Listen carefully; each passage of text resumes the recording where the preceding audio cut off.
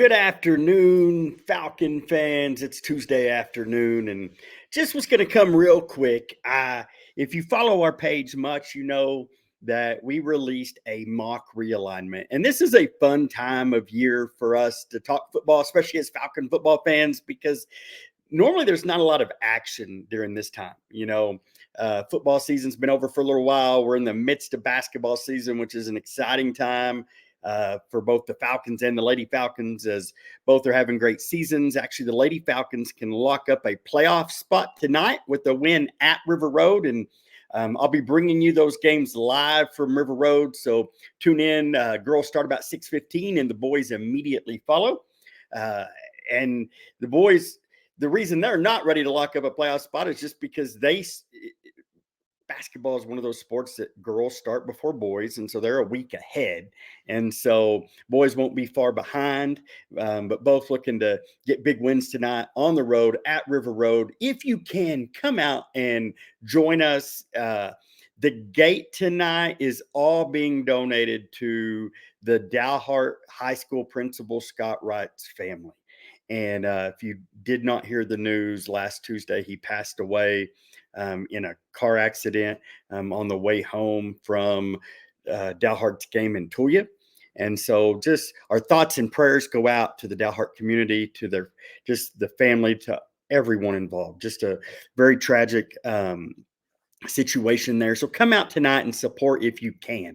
It will be at River Road, but like I said, the entire gate, any donations are all going to the family. So great cause. So come on out. If you can't make it, we will have the broadcast live on Bush and Falcon Media. But let me jump in really quick because we released the realignment mock-up because every 2 years in football, UIL does a realignment based on school size, and just to kind of level the playing field and keep it kind of even. And if you have grown tired of seeing Brock in the playoffs, the good news is this realignment. Brock, we've always known Brock was a bigger school than us, but this year the numbers came in and they far exceeded the line. So they will be moving up into 4A Division II, and we wish them luck there. But I know a lot of people may not be sad to see them go. But with that, there was some shifting this year. We're seeing multiple teams, including in our own district. Muleshoe is moving down, and there's only one school actually coming in this cycle, which is Sweetwater, which won't impact our district directly, but it is going to impact our region. And so I like to always look at 3A, the region one as a whole, because it impacts us all the way up to the state semifinals in football. And so in saying that, this year it's going to look a little different. And my projection, if you go back to 2022, you can find it on the bushlandfm.com. We had some shifting then with Vernon. Littlefield went down, and so they went into Division II, and Vernon and Iowa Park came back to 3A D1 as they had been in 4A D2. And so it caused some shifting and realignment, even within our own districts, as Shallow Water moved back in and we were able to rekindle that rivalry. It is a rivalry that I think is going to continue. But one of the things that I've had multiple people text me, said, do you really think UIL is going to put us in a 4-team district? And I thought, what better way to kind of address that than to just do it all at once, rather than trying to just respond to each text, which I love. If you have my number, or you'll see my Twitter handle there in the bottom of the screen, I am easy to find on any social media. And I love talking sports, especially our Falcon sports. And so always message me. But with realignment coming on Thursday, we released our mock-ups. And so what's going to happen is at 9 a.m. on Thursday, UIL, and it is, just know that if you're going to try to go to the UIL website at 9 a.m. to try to see these lineups, it's liable to crash. It does almost every 2 years. And they've done a great job the last cycle of really working hard to keep it up. But just know 9 a.m. on Thursday, UIL is going to release onto their website all the new districts, top to bottom, 1A to 6A. And there's some big exciting things happening in some of the metropolitan areas. Will DeSoto be 6A, or are they going to go down to 5A where they their numbers came in at? And so are they going to opt up or not? There's a lot of storylines across the state, and so there's going to be a lot of people looking. But for us, we went ahead and put out our projection and just our kind of our mock realignment of what our district would look like, and then what the region would look like. And 2 years ago, we hit the nail on the head. I did the kind of looked at. I like to map. I'm a nerd. If you know me, numbers and spreadsheets, they all just kind of they just fit. And so I'm going to show you first what I believe it will be. And then the second realignment I'm going to show you is what it could potentially be. And then I'm going to show you why I don't think it'll be that. Even though we know UIL really prefers not to have 14 districts, I just believe that based on travel and my logic, and I'll be honest, not every UIL decision, if you follow these closely, are always logical. And it's not a knock on them. They just, sometimes when you sit in an office in Austin and you don't have to travel very far to work or to see your kids play anywhere else, you don't understand what the travel looks like. And I firmly believe if they were in West Texas, they would think about it more. And because we've seen some crazy years. We've seen times when AISD schools are in districts with Abilene and they're traveling all the way to Abilene. And as we look at this, let me go ahead and pull it up so we can look at it together. This is what I believe it will be. And in District 1, you'll have Denver City, Kermit, Lamesa, Brownfield. Slayton, they reported numbers that are moving them down to 3A Division 2. And so in this district, it will look much like last year with no Slayton. District 2 would look exactly like it did last year without Muleshoe, who also reported numbers that put them into Division 2.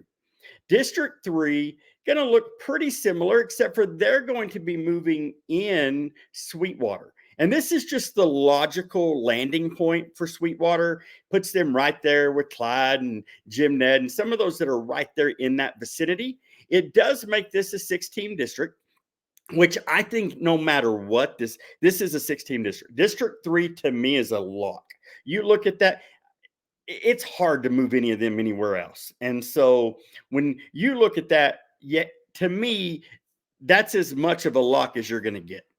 And then we look over at District 4, and obviously Brock's moving out. And this is a kind of a stacked district with 7 teams. And I know that seems big when 4-team districts up here in the top of the panhandle, but that just seems to be where it's going to land with right now, the cluster of teams just tends to be with 21 teams that geographically fit Region 1. There's just 13 of them that make sense to be in the southern regions. And so this is how I think it will land. Bowie, Boyd, Iowa Park, Paradise, Peaster, Ponder, and Vernon. And now let me show you what it could be, which,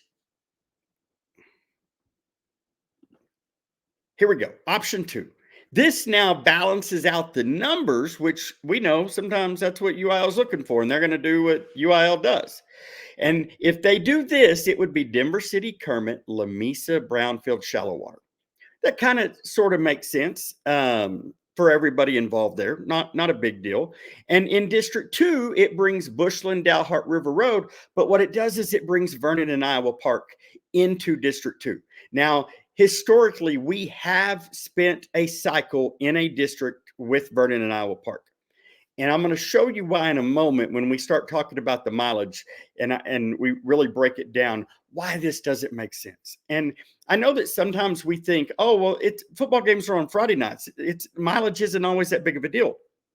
But we have to remember that whatever we do on Friday nights with varsity, we have to do with sub-varsity and junior high on Thursday nights.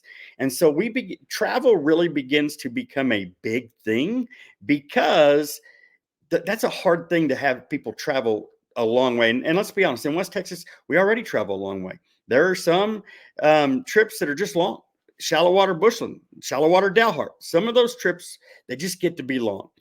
In this projection option, District 3 stays the same, and District 4 shrinks down to a 5-team district. Now, I'll tell you, And you'll see why in a moment. This District 4, they would love this because the travel for them is nothing. And let me show you first the mileage of what I believe it will be.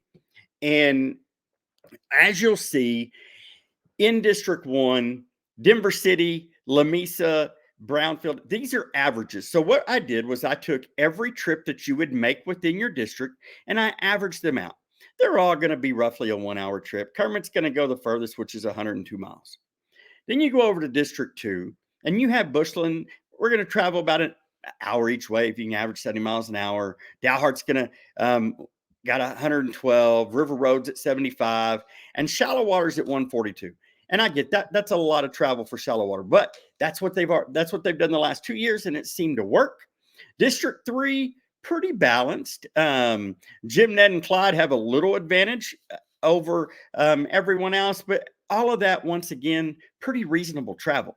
Now, here, when you look at this, though, you realize how far we have to travel. And you're going to see in a minute when we get to District 4 and the other model, how some of these metro area teams where their entire district is really close, how their travel is so much easier. Like we have friends of ours that are in districts that it's foreign to them to think y'all drive over an hour to a district game because their furthest trip is 20 miles across town. And they're all just in little different shotgun 15, 20 miles each way. And so District 4 here, Vernon's going to travel 115. Iowa Park, and this is going to be one I want you to watch. Iowa Park here traveling 83.9. So basically 84 miles per game. And so this is just logically, if we look at it, and you're going to see why in a second, this alignment makes the most sense. Now, does District 1 and District 2, are they 14 districts? They are. Does everybody make the playoffs? Yes, they do. Is it a little harder on ADs because they're going to have to schedule more non-district games? It is. I'll be honest.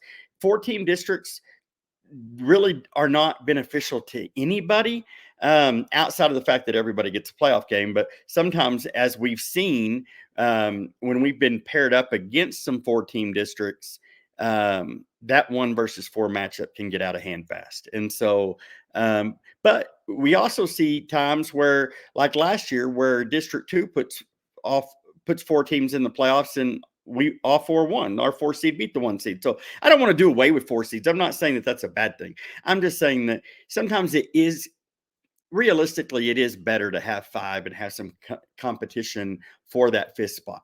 But let's look at the other way this could go. And so most of this mileage, you begin to look, shallow water is going to save a little bit here in this projection. But when you look at the mileage in District 2, Bushland is going to go from 68 to 125 miles. You're almost doubling the mileage that we're going to travel. And this is big, especially for sub-varsity games. Those Thursday night games where students, I mean, we have a program that the culture is, it doesn't matter how late you get home on Thursday night, you show up to school on Friday morning. That's the expectation, right? And let's be honest, that should be the expectation everywhere. 125 miles. Dalhart's going to go from 112 to 177 miles. You're adding an hour to every road trip that Dalhart takes. And at least one team from Dalhart has to take that trip every single week, whether it's the Friday night varsity crew or it is the freshmen and JV that rotate with varsity.